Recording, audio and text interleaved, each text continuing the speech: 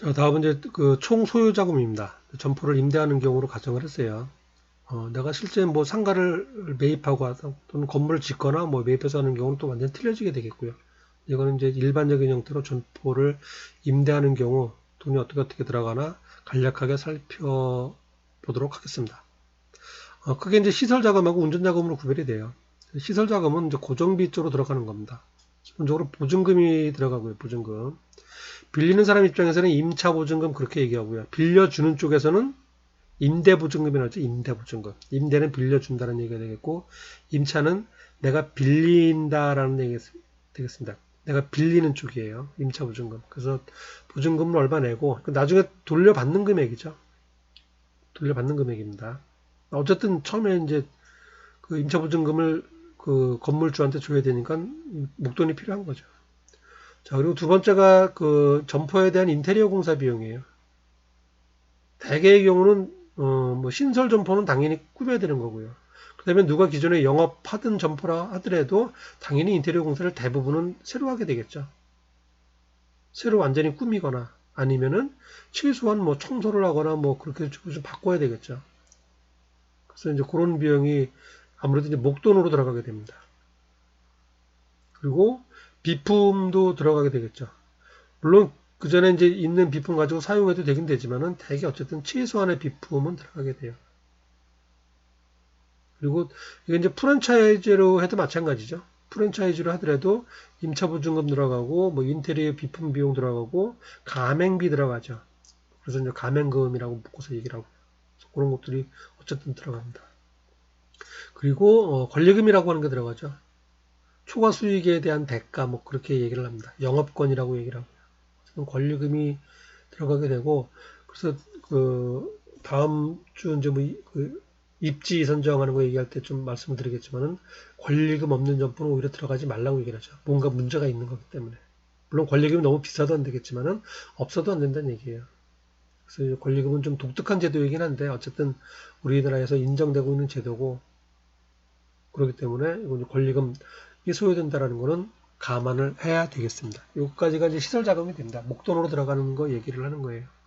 자, 그리고 이제 운전 자금입니다. 운영 자금이에요. 실제로 개업을 하고 나서 영업을 하면서 발생하는 비용들이에요.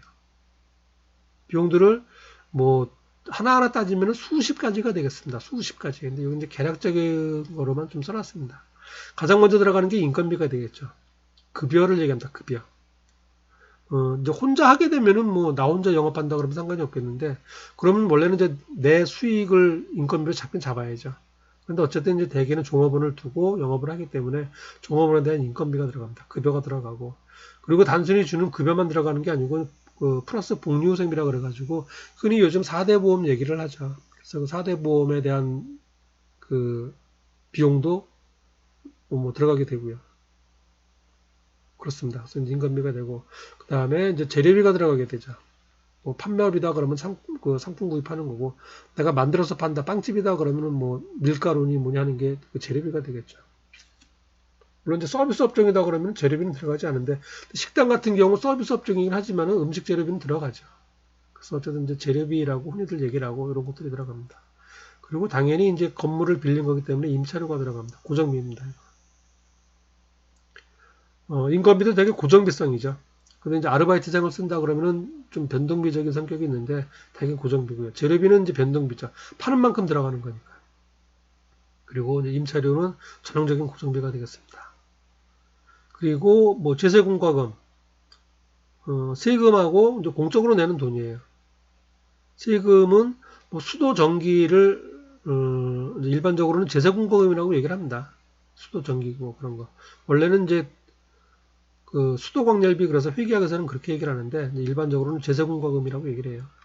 그리고 3개월 한번 이제 부가세 내는 거 있을 테고요. 그리고 요즘은 대부분 다 카드 결제를 하죠. 그래서 카드 수수료 같은 것도 이제 내게 되죠.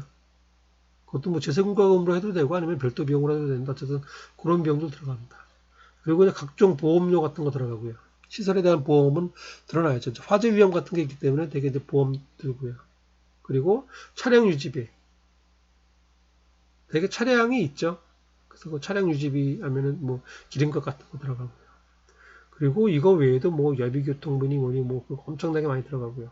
그리고 또 하나 지금 여기 써놓지는 않았는데 비품 집기 있잖아요. 인테리어 공사한 거. 비품을 이거 한번 사놓으면은 영원히 쓰는 게 아니죠. 뭐 3년, 5년 그렇게 쓰겠죠. 업종 따라 틀리긴 하겠지만은. 그러면은 그 비품을 3년 동안 나눠서 비용 처리를 해야 됩니다. 감가상각비예요. 그리고 내부 인테리어 한 것도 마찬가지예요. 나중에 내가 이제 이거 점포를 넘기고 나가면서 권리금을 받으면 모를까? 그렇지 않으면 인테리어 비용 들어간 것도 소멸되는 비용입니다. 한 번에 목돈 들어가지만은 나중에 감가상각으로 해서 그래서 비용 처리를 해줘야 돼요. 그래서 그런 것도 들어가고, 그리고 내가 이제 이게 차입을 했어요. 은행에서 빌린 돈이 있습니다. 그러면은 이자, 원금 갚아 나가는 게 있겠죠. 그것도 비용이 돼요. 그런 것들이 운전 자금이 되겠습니다. 지금은 이렇게 좀 제가 보면 약간 개략적으로 말씀을 드렸어요. 실제 지금 영업하는 게 아니기 때문에. 그런데 실제 운영을 하다 보면은 어마어마하게 많은 종류의 세세한 비용들이 들어간다고들 합니다. 그런 것들이 운전 자금이 되겠습니다. 그리고 총 소유 자금에는 당연히 예비 자금이 있습니다. 예비 자금. 아까 그래서 그런 말씀 드렸었죠. 자기 자본이 창업 자금이 총 소유 자금이 1.5배 돼야 된다. 그런 의미에서 써놓은 거예요. 지금 여기는 기본적으로 20% 써놨는데 요거 외에도 뭐 한 전체 금액의 한 20% 이상은 더 들어간다 그렇게 보는 겁니다. 여유 자금이 있어야 된다는 얘기예요. 그리고 여유 자금이 필요한 대표적인 이유는 예상보다 매출이 안 나올 경우가 문제입니다. 예상했던 것보다 매출이 되지 않을 경우. 그럴 경우는 당장 수익이 없기 때문에 이 비용 충당하는 게 쉽지가 않죠. 그렇기 때문에 한 2달, 3달 영업이 안 된다는 전차에서 여유 자금을 갖고 있어야 된다는 얘기예요. 자, 이런 식으로 어쨌든 총 소요 자금을 계산을 합니다. 요거는 이제 일회성 자금이고 요거는 매달 지급되는 자금이 되겠죠. 이건 창업 자금 조달하는 측면이고요. 자, 여기까지 이제 개략적으로 좀 살펴봤고요. 좀 약간 실질적으로 계산하는 걸 한번 해보도록 하겠습니다. 이게 좀 복잡해 보이긴 했는데 이제 좀 단순화시킨 거예요. 실제로 여러분이 한번 해보시면 좀 도움이 되지 않을까 싶어서 이렇게 문제를 하나 만들어 봤습니다. 자, 우리가 하고자 하는 게 이런 표를 작성하는 거예요. 자, 내가 이제 3월달부터 창업 준비를 합니다. 그리고 이제 5월달에 창업할 예정이고, 그래서 5, 6, 7, 8, 9 이렇게 영업을 이제 하려고 그러는 거예요. 조금만 이제 빵집을 하나 하려고 계획을 세운 겁니다. 그래서 요 표를 한번 작성해 보는 뭐 그런 시간이 되겠습니다. 지금. 이렇게 한번 해보시면은 여러분들 이제 현금 계획, 자금 예산 이렇게 세우는 거라고 감이 좀 잡힐 거예요. 내용이 어려운 게 없으니까 같이 한번 차근차근 해보도록 하겠습니다. 자, 자료가 이렇게 되어 있습니다. 3월 달에 내가 현금 3천만 원으로 창업을 하려고 그래요. 그리고 3월 달에 여기저기 돌아다니면서 알아보느라고 100만 원을 쓸 예정이고요. 그리고 4월 달에 현금 2천만 원을 은행에서 차입을 하려고 합니다. 차입이 결정됐어요. 그래서 월 100만 원씩 5월 달부터 갚아나가는 거죠. 24개월 동안 갚을 예정이에요. 그리고 4월 달에 점포 임대차 계약을 하려고 합니다. 보증금은 2천만 원이고 임차료가 5월 달부터 월 150만 원이에요. 그리고 4월 달에 인테리어 비용으로 1,000만 원, 그 다음에 비품 구입비로 1,000만 원, 그리고 이제 개업 준비로 1,000만 원이 들어갈 예정입니다. 그리고 예상 매출액이 5월 달에는 600만 원, 6월 달에 800만 원, 7월부터는 이제 월 1,000만 원씩 할 거로 예상이 돼요. 그리고 이제 비용 들어가는 게 급여가 200만 원, 기타 경비가 50만 원입니다. 그리고 재료비 들어가는 거는 매출액의 30%로 예정하고 있고요. 자, 요걸 가지고 한번 표를 작성을 해보도록 하겠습니다. 자, 3월달 3천만 원으로 창업을 시작하려고 한다. 그리고 창업 준비비가 100만 원 들어간다. 자, 이건 좀 화면을 이렇게 하고 실제 여기도 한번 작성을 해보겠습니다. 3월달에 3천만 원 가지고 하는 것, 단위는 1000만 단위입니다. 그래서 전체 3천만 원이 있고요. 합계. 그리고 비용으로 창업 준비비가 100만 원이 들어갈 예정이에요. 그래서 전체 비용은 100만 원이죠. 그래서 3월 달에는 3천만 원에서 100만 원 썼으니까 2,900만 원이 남아요. 2,900만 원. 그리고 2,900만 원 갖고 시작하는 거죠. 2,900만 원. 4월 시작하는데 2,900만 원이 남았습니다. 이제. 그리고 2천만 원을 차입을 했어요. 2천만 원 차입. 그리고 월 100만 원씩 갚을 예정입니다. 자, 4월 달에 2천만 원을 차입을 했어요. 돈이 들어왔죠? 그리고 차입금 상환은 5월달부터 갚아나가요. 얼마씩? 100만 원씩.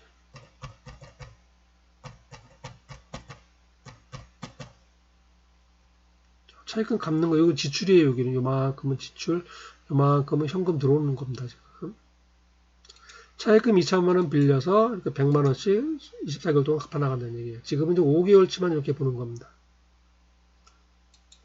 다음, 점포 임대차 계약을 했어요. 보증금 2천만 원을 줬고 임차료는 5월달부터 150만 원씩 줍니다.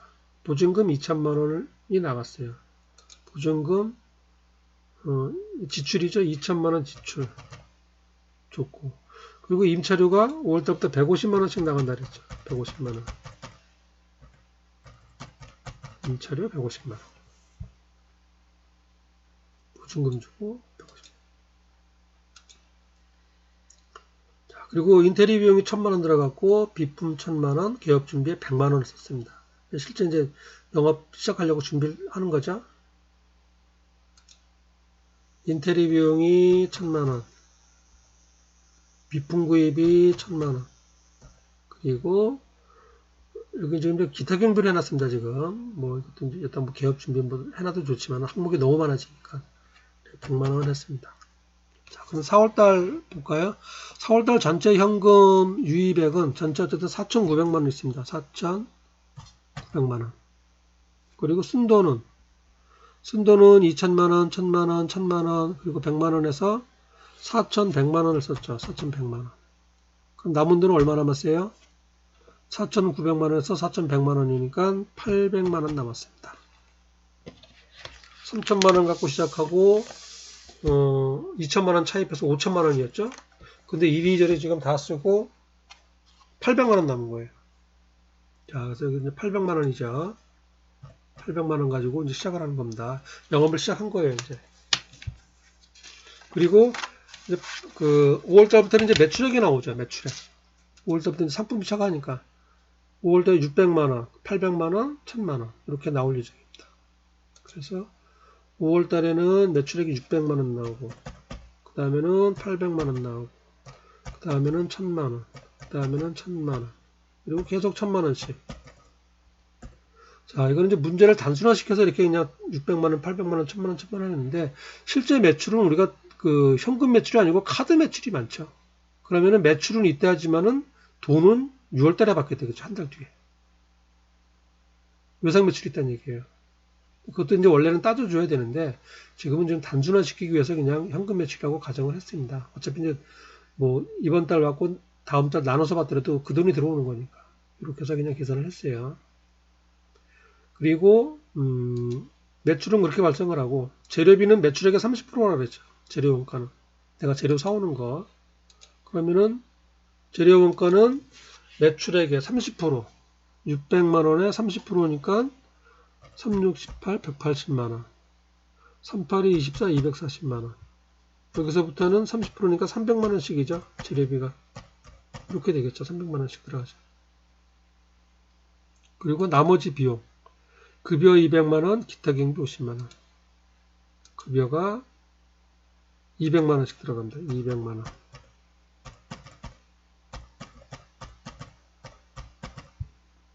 그리고 기타 경비 이것저것 합쳐가지고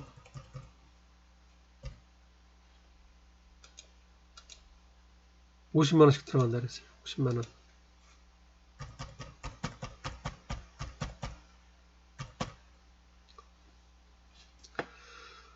자, 예산을 한 겁니다. 예산. 내가 예상을 한 거예요.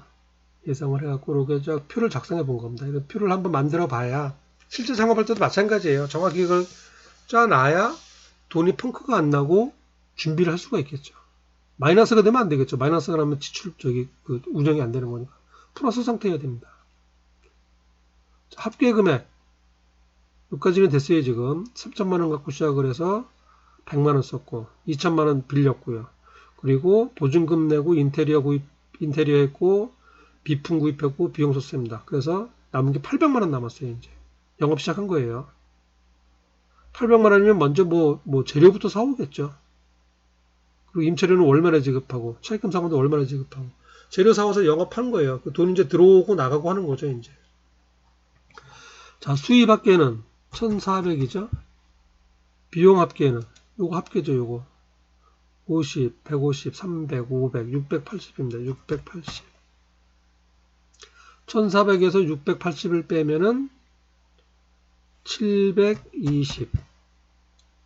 5월달 영업 다 끝나니까 720만원 남은 거예요. 돈이 줄어들었습니다. 지금 800에서 720. 매출이 작기 때문에 오히려 마이너스가 된 거예요. 자, 어쨌든 720만원 가지고 6월달을 시작했어요. 또 재료 쓰다가 막 팔아서 800만원을 팔았습니다. 그러면은 전체 현금액은 1520만원이죠.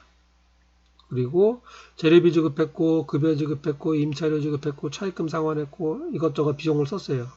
다 썼더니 얼마냐면은 200, 300, 500, 740만원이에요. 740만원. 그리고 1520에서 740을 빼면은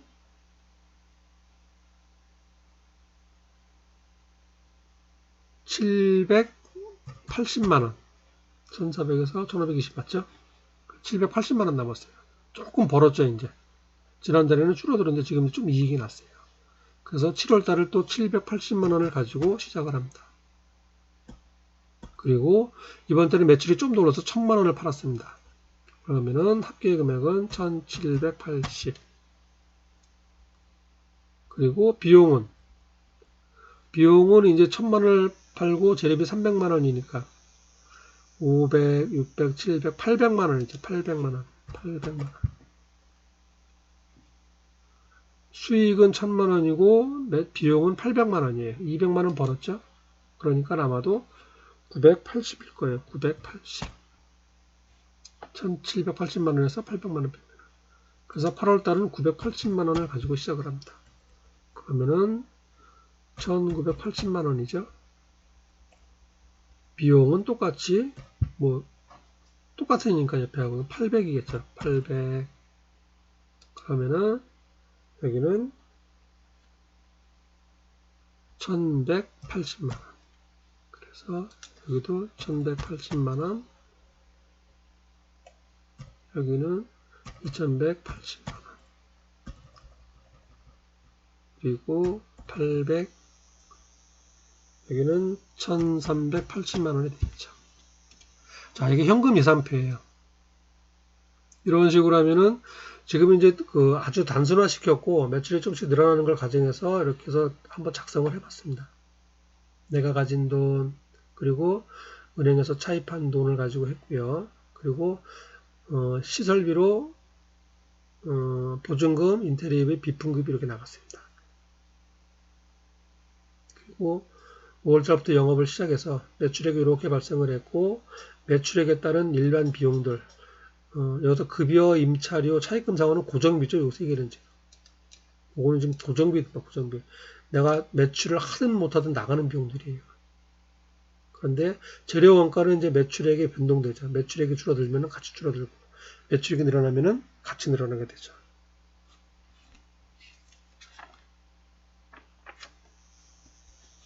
그리고 기타 경비도 마찬가지죠.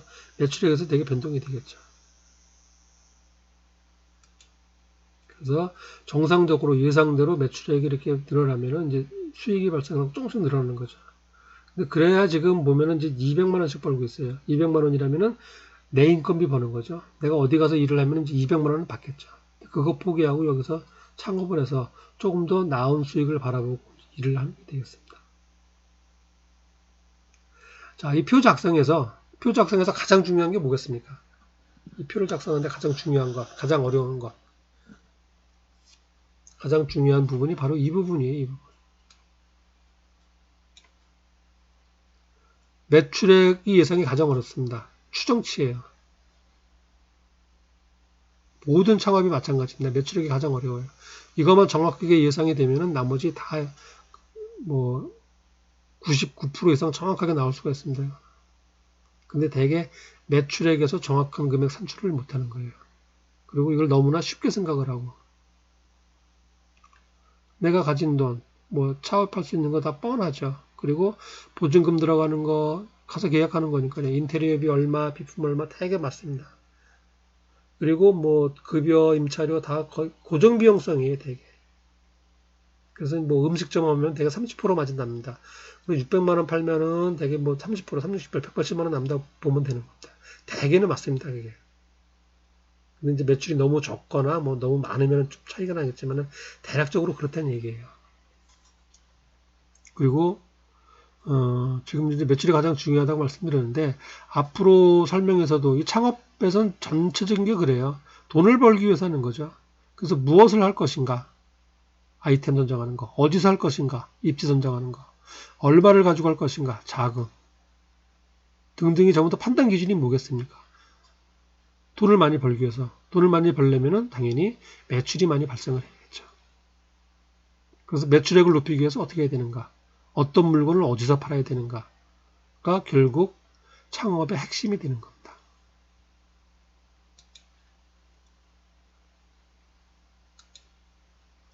자, 오늘은 이제 그 자금에 대해서 좀 간략하게 살펴봤습니다. 그래서 그 아이템 선정하고 입지 선정할 때 창업 자금도 같이 고려해서 세 가지를 동시에 고려해야 된다라고 말씀을 드렸습니다. 동시에 지금 이제 아이템에 대한 거는 뭐 지난주에 했고요. 오늘은 이제 창업 자금 이렇게 좀 계산해보고 따져보는 거를 좀 말씀을 드렸고, 다음 주에는 이제 입지에 대한 거를 말씀을 드리도록 하겠습니다. 그리고 창업 자금 할 때 중장기계획 같이 해서 따져봐야 된다. 자금 조달하는 측면, 그 다음에 소요 자금 계산하는 거. 그리고 전체 소요 자금의 1.5배 정도의 창업 자금이 있어야 된다. 그래야 안전하게 할 수가 있다. 그리고 가급적이면은 그 외부 자금 하지 말고 외부 자금 최소화로 하고 자기 돈 가지고 해야 된다. 그 말씀을 드렸고요. 이게 이제 기본이 되겠습니다. 기본 전제 조건이 되겠습니다. 이게. 그리고 구체적으로 창업 자금 조달하는 것 이렇게. 그리고 소요 자금 파악하는 것. 요거는 시설 자금이라고 얘기를 하고요. 요거는 운전 자금이라고 얘기를 합니다. 자, 요걸 가지고 이제 실제 뭐 현금 예산을 한번 짜봤습니다. 아주 간략하게 해서 짜봤는데, 만약에 이게 실제 이제 창업한다 그러면은 이거보다 조금 더 세밀하겠죠. 엄밀하게 해서 따져야 됩니다. 엄밀하게 따져야 되는데 제일 중요한 게 바로 이 부분입니다. 다시 한번 말씀드리지만. 매출액이 얼마나 예상하는 거. 여기서 예상을 잘못하면 나머지는 아무 의미가 없게 되죠. 예상했던 것보다 매출액이 많이 나오면 다행이죠. 근데 그런 경우는 굉장히 드물 테고 대개는 예상보다 적게 나오겠죠. 그리고 왜 적게 나오지 하고 파악하는데 시간이 오래 걸리고 그리고 그거 극복 못하면은 폐업하게 되는 거죠. 자, 오늘은 이제 창업 자금에 대해서 알아봤고요. 그 다음 주 이어서 뭐 입지 선정 이렇게 하도록 하겠습니다. 그 뭐 매주 드리는 말씀이지만은 뭐 코로나가 여전하고요.